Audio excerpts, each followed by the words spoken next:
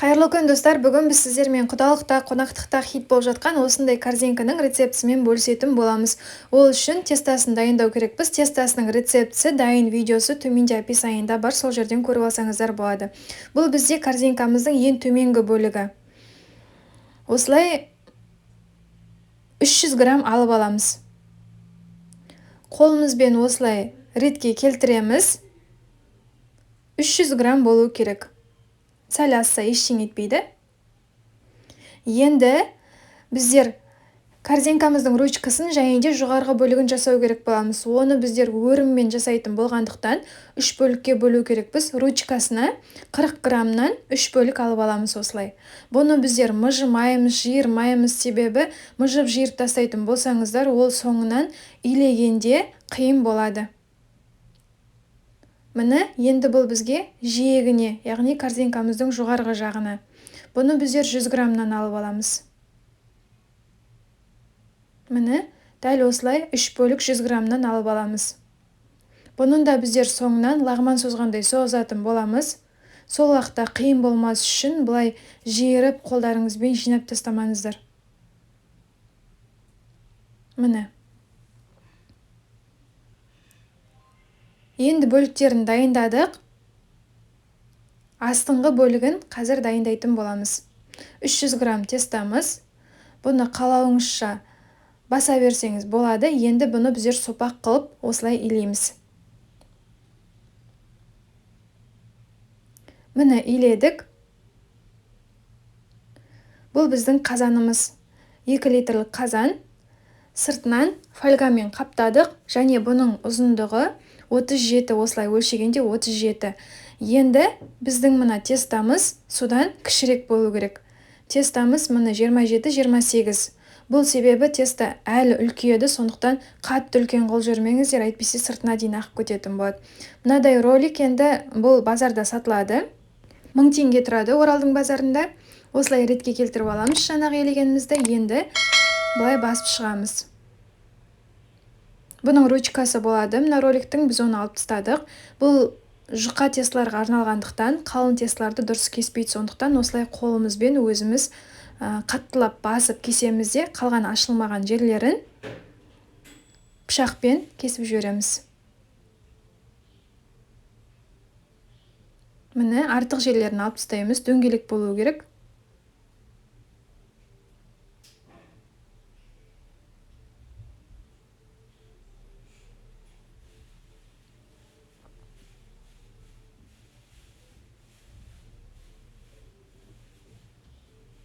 Енді бұның үстіне аздап ұн сеуіп жібереміз. Кейін қазанымыздан алғанда оңай болу үшін.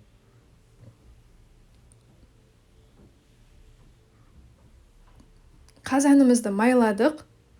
Енді бұның үстіне қоямыз.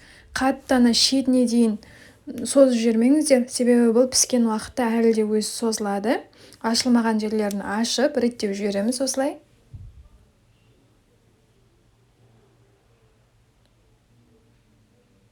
Артық жерлерін әлі де кесіп жүреміз осылай.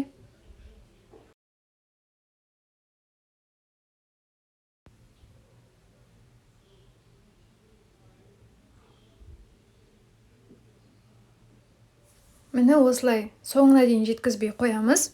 Енді бұны сары жұмыртқаның сарысымен жағып шығамыз.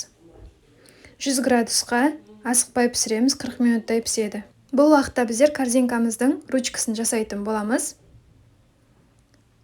Міндетті түрде қолдарыңызды майлай белеңіздер. Сонда тез шығады осындай. 3 жасаймыз. Соңынан өруіміз үшін. Міне енді жан-жақтарын біріктіреміз, жақсылап. Піскен уақытта ашылып кетпеу үшін енді тығыздап өретін боламыз.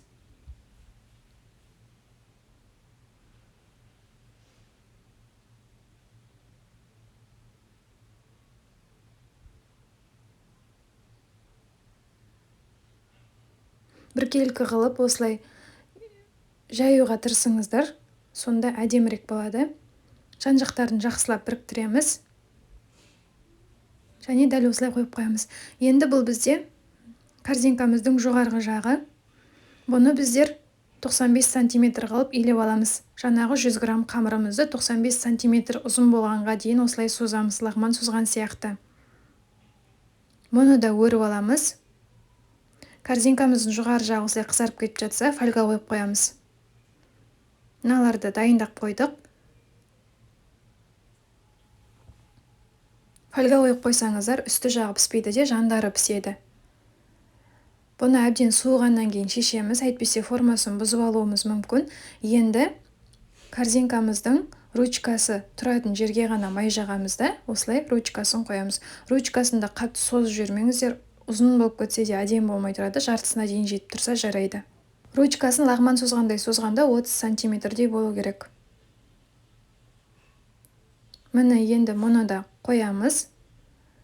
100 градусқа 40 минуттай піседі. Жоғары жағы пісіп кетіп жатса, фольга қойып қоямыз тоже. Енді бұның астын соңынан пісіреміз.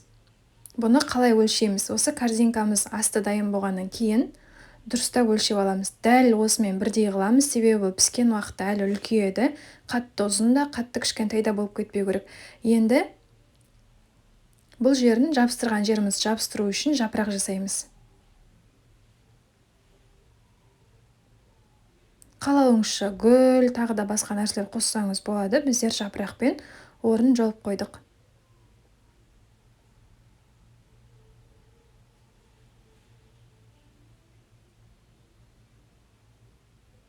Міне, енді бұған да жұмыртқаның сарысымен жағып шығамыз. Бұл бізде 10 минутта піседі, 180 градуста пісіріп алсаңыздар болады. Енді барлық жеріне кунжутты көп қылып себеміз. Кунжут көп болған сайын әдемі көрінеді. Және мына жапырақ тұрған жерге тек қана мак сепкендеріңіз жақсы. Менде мак пен кунжут араласқан болғаннан кейін не бар соны септім. Міне. Енді мұны да пісіріп аламыз 180 градуста 10-15 минутта. Енді біздерде тағы да артық жерлері бар. Соны қазанымызға салып, осылай кесіп аламыз. Тегіс болу керек.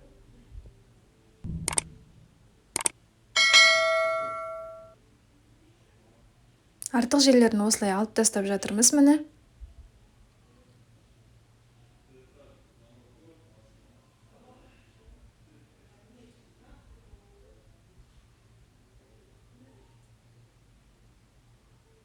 Сындырып алмай, абайлап, жайлап кесіп алып тастаңыздар. Міне тегістелді. Бұл бізде корзинкамыздың үсті, мынау ручкасы. Енді жинайтын боламыз.